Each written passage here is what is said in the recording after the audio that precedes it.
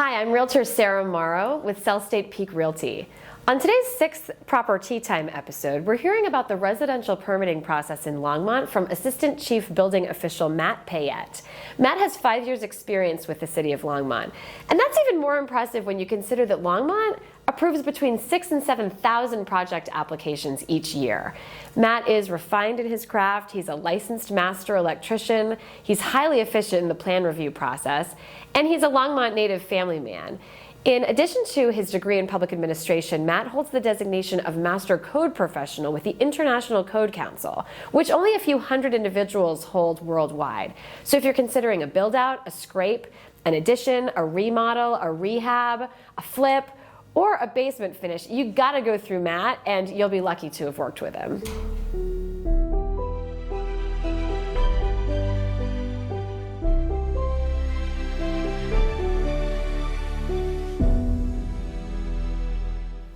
Hi, Matt.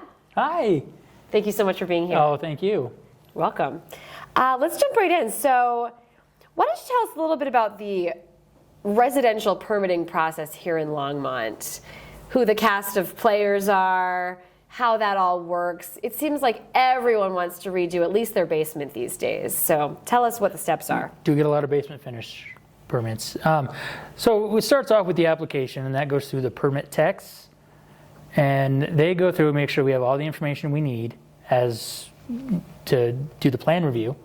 And after that, it gets inserted in there. They put it through our system. And it goes to the plan reviewer, which I am a plan reviewer, and we also just recently hired a new plan reviewer. Congrats. Yeah, it's exciting. This can help me out. And very nice. The plan reviewer will, again, check everything for code compliance. And once it's been determined that it does meet code, at least on paper, then we'll issue the permit and usually email the applicant. And then once that's issued, they can call in inspections. So let's explain to the viewers, when you say meets code, I know that can mean a few different things, but let's say I'm a seller or I'm an owner. I'm thinking about selling my house. How do I make sure that what I update in my house before selling is to code? One way to do that is to bring in home inspectors. They tend to look at code sometimes, or hire a professional contractor. Now, if there's work that was unpermitted, that's a little different. So tell me about who's on staff. Do you have home inspectors right there in your permitting department that can help me out in the process, or do I have to go find those? So for a home inspector, in that case, you'd have to find your own. But you guys have people who come and inspect throughout my progress, right? Yep, yeah, if it's a permit and we're working on it, yep, then we'll come in as often as you schedule us. Okay, fair enough. Now, remind me your role. You're not a tech. What's your role? I'm actually Assistant Chief Building Official. And so I started with the city as a building inspector. And I've started doing some plan review. And then recently, actually in February, got promoted to Assistant Building Official. Right here. Excellent news. You really know what you're doing, and I congratulate you. So going back to this permitting and code thing, let's say I'm a buyer, and I love a house. I really want to buy this house, but it appears there's unpermitted work or, an unpermitted finished basement. What are the consequences? What's the fallout? What's my due diligence? What does that mean? So I guess as a buyer, if you're looking at the house, in order to verify that there was unpermitted work, you can always contact our office and give them the address, and they'll look it up and let you know if there was a permit or not. And if there wasn't a permit, then I would suggest as a buyer to talk to the seller about getting a permit. So yeah, I've heard of this. It's retroactively permitting work. Is that what a seller/owner could do? Correct, and we actually do call it a retro permit. And what we do there is have the owner or seller go ahead and call a licensed plumber, electrician, and HVAC technician, and they'll come out. They'll do a once-over of the house or the unpermitted work. They'll sign an affidavit saying that it was, from what they inspected, it was good, and then our inspectors will come out and do a basically kind of a life safety inspection, a final, make sure everything's good to go. Gotcha. So just to complete this particular thought before I move to the next one, let's say I'm really quite handy, and like I said, I want to sell my house, and I decide I am going to DIY it. As long as it's sort of to code and inspected, is that okay, or should I really get like licensed professionals to do the work? So if you're looking to sell, then you should really get licensed professionals, because there is a state statute that says you cannot do a homeowner permit if you're not going to be living in the house for at least a year after the work is done. Oh, that's right. Okay. So if I DIY it, I'm in that house from the time that project's done till 365 days later at least, just before I can sell it. Correct. By statute. Yep. Okay, so there's a couple reasons to get licensed professionals. Yeah. Cool. Okay, that makes sense to me. So what else did I want to ask? So timeline, you talked about the full year. I heard with COVID, it's really hard to get permits right now, and it takes time, and it's, you know, first you've got to do this part, then you've got to wait and get an inspection scheduled, and then you can do part 2 and get an inspection scheduled. Like, how much of a delay? You know, I know people kind of do this on their own because they don't want to deal with it, but like, what's the cost and what's the time cost to actually pull a permit properly? So the time frame from application to permit issuance is usually no more than 4 to 6 weeks. And that depends on the complexity of your project. Something smaller, like even a simple basement finish, usually only is 2 to 3 weeks. Okay. To get issued your permit, as long as there's no problems with the plans. And then inspections, if the inspection is scheduled by 4 o'clock, we're out the next day. And if that one permit, for example, do I need to pull an electrical permit, a plumbing permit, a construction permit, or is it all one permit in that same time frame? Some municipalities, other places do have separate permits for each trade, but not us. We just have a one combo permit for everything. And now if I have my own GC or my own professionals or licensed guys working in my basement, do I pull the permit as the owner? Do they do it? Does it matter?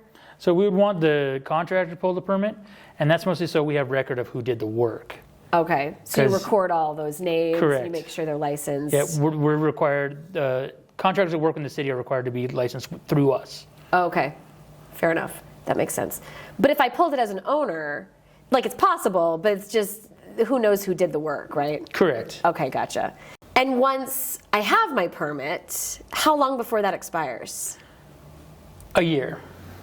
However, whenever you schedule inspection, resets that clock. And for homeowners, typically if your permit's about to expire and a 10-day letter gets sent out automatically, so before your permit expires, you'll get a letter in the mail that says, hey, your permit's expiring in 10 days. If you're still working on the project, all you gotta do is give us a call, and we'll more likely renew the permit without having to go through all the rigmarole. Fair enough. And I've heard people having to sit before a committee or like discuss these changes they want to make to their property with the board. Is it all paperwork now, or under what circumstances would I need to discuss this with multiple people? So the board only really comes out when they want to do something that's kind of against code, especially setbacks. Like you have to put things certain away from your property line depending on what they are. And if you want to put something right up against the property line or within that setback, you have to go to our master board for the variance. I see. So this could be like an addition or an outbuilding or some sort of little pump house or something. Correct, yep. Because you're too close to the road. The road or your neighbor. Okay, fair enough. Now, is there any other owner responsibility, right? Like you mentioned that the buyer really needs to do their due diligence by talking to the seller. The seller really needs to do their due diligence by getting these permits in order and actually providing paperwork for the buyer. What else do I have to do? Do I have to be at home every time the work gets done? Do I have to sort of be there while you do the inspections throughout the process? What is my job as an owner? So as an owner, for inspections, someone needs to be there when you have access to the project, and that's really about it. If we have access, then we can get into it. If it's the contractor, if it's the homeowner, as long as somebody's there so we can actually enter the house and do the project. Cool. So we mentioned basements are very typical. Anything else that you see? Is it like kitchens getting remodeled? Is it bathrooms? What are people doing? So I'd say definitely number one is basement finishes. Number two would probably be decks. Okay. A lot of decks going in. And do decks, is that more in the summer? It really goes throughout the whole year with the decks and basement finishes. With COVID, there was a lot more interior remodels and so that because people were at home and doing their own work. Right. They were putzing around they and had time. tinkering. Yeah. That makes sense. So that brings up another question. If I'm working on a deck, maybe not me, do I need to hire a structural engineer necessarily, or a GC, or what are the difference between those guys? A deck is another thing you can do by yourself. And as far as the application and things you need to submit to us is drawing, and it could just be a sketch on a piece of paper. And we have a handout you fill out that details the components and materials of that deck, so what size they are, the span. Okay. To make sure that so that we can make sure that those meet code. Fair enough. What could I get away with not getting permitted? If I just want to put in new flooring, if I just want to paint, if I want to maybe rip up some flooring, when do I totally need to get a permit? So things that are exempt from permits are usually anything that's just pure aesthetic. So like paint, flooring, even. Carpet, subfloor. Carpets, all that usually don't need permits for. And any accessory building or anything like that that's less than 120 square feet, you don't need a permit for. Oh, really? Yeah. So, yeah, that's another hot topic. I could do a whole other show on accessory dwelling units, and I probably will. But you're saying if it's tiny, if it's like a room. Well, if it's like a shed. If it's going to be a dwelling unit, then it still needs to be permitted. I see. And that's attached or detached? Correct, yep. Okay, fair enough. Yeah, I might have you back for another show. That's or fine. One of your people. Everyone's asking me about these attached dwelling units because affordable housing is just, it's another whole issue. But that's good to know. 120, like a shed, if I want to have some storage outside. You guys, I can go buy a tough shed or something. And you as guys long as it's less than 120 square feet.